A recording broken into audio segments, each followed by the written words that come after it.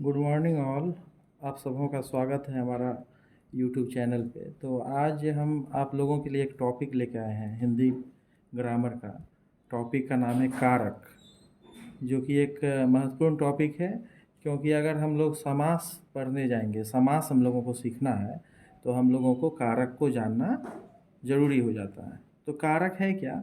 तो कारक के बारे में कहा जाता है कि संज्ञा या सर्वनाम के जिस रूप से वाक्य के अन्य शब्दों से उनका संबंध पता चले, उसे कारक कहते हैं। कारक के 8 भेद होते हैं। हिंदी में कारक कितने हैं? 8 हैं। ठीक है। तो 8 कारक जो हैं, ये कैसे संज्ञा या सर्वनाम के किसी रूप को वाक्य के अन्य शब्दों से संबंध को बताते हैं, इसको जानने के लिए हम लोगों को विभक्ति को जानना होगा।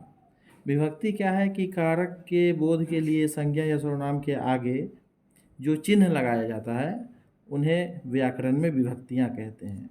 ठीक है, उन्हें व्याकरण में विभक्तियाँ कहते हैं। तो हम लोगों को अभी इसमें सबसे महत्वपूर्ण जानना है कि हिंदी में कारक कितने हैं। हिंदी में कारक 8 हैं। ये बात हम लोगों को याद रखना है। तो आइए जानते हैं कौन कौन से कारक हैं। तो कारक जो है, सबसे पहला है क्या? कर्ता कारक, फिर है कर्म कारक, फिर है करण कारक, फिर है संप्रदान कारक, आपादान कारक, संबंध कारक, अधिकरण कारक और संबोधन कारक। और इनका जो विभक्तियां हैं, जिन्हें हम लोग चिन्ह भी कहते हैं, तो कर्ता कारक का आपको अन्य किताबों में मिलेगा केवल ने, लेकिन हम एक और जोड़ दिए हैं शून्य। शून्य यानी कुछ नहीं। कहीं कहीं कर्ता कारक में कोई भी विभक्तियां नहीं लगी रहती है, जो कि आगे हम आप लोगों को बताएंगे। कर्म कारक में भी प्रायः आप लोगों को बुक में मिलेगा को, लेकिन इसमें भी बहुत ऐसी परिस्थितियां होगी जहाँ पे कि कोई विभक्तियां नहीं होती, इसलिए हम यहाँ एक जोड़ दिए शून्य। करण कारक की विभक्ति चिन्ह है से या के द्वारा, से या के द्वारा। संप्रदान कारक का जो विभक्ति चिन्ह है वो है को या के लिए। आपादान का भी है से, लेकिन अलगाव के अर्थ में। संबंध कारक का विभक्ति चिन्ह है का, के, की, रा, रे, री, जो कि संबंध को सूचित करता है। अधिकरण कारक का विभक्ति चिन्ह है में या पर। संबोधन कारक में कहीं कहीं विभक्ति चिन्ह नहीं होता, इसलिए हम शून्य लिखे हैं, नहीं तो हे, अरे, अजी, अहो, ये विभक्ति चिन्ह है संबोधन कारक। अब आइए हम लोग बारी बारी से अलग अलग कारक को समझते हैं। जैसे कर्ता कारक। कर्ता कारक का विभक्ति हम क्या बताए थे? शून्य या ने, दो चिन्ह बताए हैं। तो आइए समझते कर्ता कारक क्या है कि वाक्य में जो शब्द काम करने वाले के अर्थ में आता है, उसे कर्ता कारक कहते हैं। जैसे मोहन खाता है, तो यहाँ देखिए, यहाँ मोहन खाता है, मोहन के साथ कोई भी विभक्ति चिन्ह नहीं है, इसलिए हम यहाँ पे शून्य बताए थे आप लोगों को।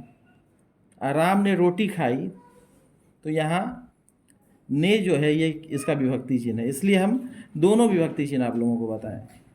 शून्य यानी कुछ नहीं भी होता है विभक्ति चिन्ह कर्ता कारक का, और ने भी होता है। तो प्रायः ने जो विभक्ति चिन्ह है कर्ता कारक का ना, वो भूतकाल के साथ यानी पास्ट टेंस के साथ आता है। ये बात हम लोग ध्यान रखेंगे।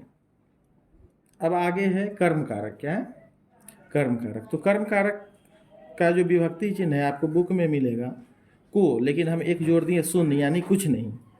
अब इसका देखते हैं क्या यूज है। वाक्य में क्रिया का फल जिस शब्द पर पड़ता है उसे कर्म कारक कहते हैं। ठीक है। तो आप जैसे पिता ने पुत्र को पुकारा, पिता ने पुत्र को पुकारा, तो यहाँ विभक्ति चिन्ह को आ रहा है। अगर हम कहते हैं कि मैंने आम खाया, तो यहाँ कोई भी विभक्ति चिन्ह नहीं आता है, इसलिए हम यहाँ पे विभक्ति चिन्ह शून्य आप लोगों को बताएं।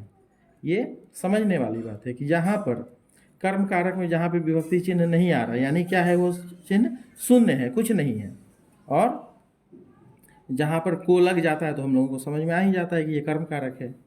तो मेन ये इस बात पे ध्यान देना है कि क्रिया का फल किस पे पड़ रहा है, वो कर्म कारक होगा। अब अगला है करण कारक, यानी ये वाक्य में जिस शब्द से क्रिया के संबंध का बोध होता है उसे करण कारक कहते हैं, और इसका विभक्ति चिन्ह है से या के द्वारा। से या के द्वारा यानी जैसे कि एक वाक्य है कि वह कलम से लिखता है, वह कलम से लिखता है, तो किस चीज़ से लिखता है? कलम से। तो यहाँ से क्या, से हो गया विभक्ति चिन्ह और कलम क्या हो जाएगा, करण कारक। उसी तरीके से है, राम बस से स्कूल जाता है, तो किस चीज़ से जाता है, बस से, तो बस क्या हो जाएगा यहाँ पे, करण कारक हो जाएगा।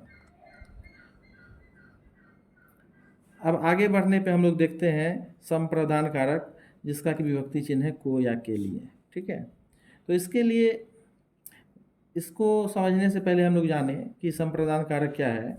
जिसके लिए कुछ किया जाए या जिसको कुछ दिया जाए, इसका बोध कराने वाले शब्द को संप्रदान कारक कहते हैं। जैसे हरि मोहन को रुपये देता है, तो हरि किसको रुपया दे रहा है, मोहन को, तो मोहन हो जाएगा संप्रदान कारक। और ये को जो है ये इसका विभक्ति चिन्ह है। मैंने राम के लिए एक कलम खरीदी, किसके लिए कलम खरीदी, राम, यहाँ राम हो जाएगा संप्रदान कारक और उसका विभक्ति चिन्ह है के लिए। अब आगे बढ़ते हैं हम लोग। अब है अपादान कारक।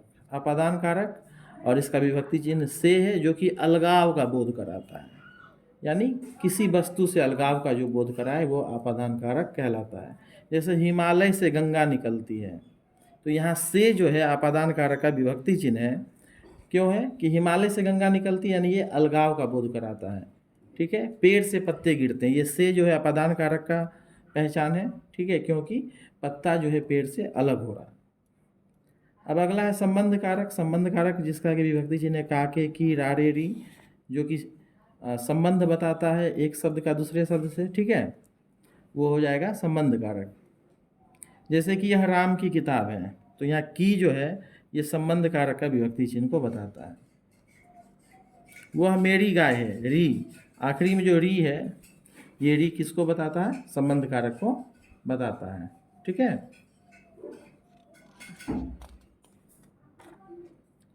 अब है अधिकरण कारक, जिसका कि विभक्ति चिन्ह है में या पर। जिसका विभक्ति चिन्ह क्या है, में या पर। संज्ञा का वो रूप जिससे क्रिया के आधार का बोध हो उसे अधिकरण कारक कहते हैं। जैसे दुकान में कोई नहीं था, दुकान में कोई नहीं था, तो यहाँ पर में जो है ये अधिकरण कारक का विभक्ति चिन्ह है। उसके छत पर दो गमले हैं, यहाँ पर जो है ये अधिकरण कारक का विभक्ति चिन्ह है। ठीक है, और सबसे लास्ट में है संबंध कारक, यानी जिसका विभक्ति चिन्ह जो है वो है हे, अरे, अजी, और जहाँ पे कुछ भी चिन्ह ना हो तो वहाँ पे शून्य, यानी कुछ नहीं। जैसे कोई बोलता है कि हे भगवान, भगवान को संबोधन हे से कर रहे, तो यहाँ हे क्या है, विभक्ति चिन्ह है संबोधन कारक का। ठीक है, और अगर कोई ऐसा बोलता है कि मोहन यहाँ आओ, तो यहाँ पर मोहन के आगे कोई भी चिन्ह नहीं है, तो इसलिए यहाँ पे विभक्ति चिन्ह क्या हो रहा है, शून्य हो रहा है। तो इस तरह से हम लोगों ने देखा कि कारक क्या है और कारक के कितने भेद होते हैं। तो हम लोग इस बात को जानेंगे कि कारक के 8 भेद होते हैं। ठीक है, और 8 की जो विभक्ति चिन्ह हैं वो हम लोगों को याद रखना है। इसके मदद से हम लोग समास को पढ़ सकते हैं। समास को पढ़ने के लिए इसको जानना, इसको याद रखना बहुत ज़रूरी है। कारक के कितने प्रकार हैं, कर्ता, कर्म, करण, संप्रदान, आपादान, संबंध, अधिकरण, संबोधन, और इनकी जो विभक्ति चिन्ह हैं इनको याद रखना जरूरी है। इसके मदद से हम लोग समास को समझ पाएंगे। और हमारा जो अगला वीडियो आने वाला है वो समास पे आधारित होगा, जो कि आप लोगों को काफ़ी मदद करेगा समास से संबंधित प्रश्नों को हल करने में। धन्यवाद।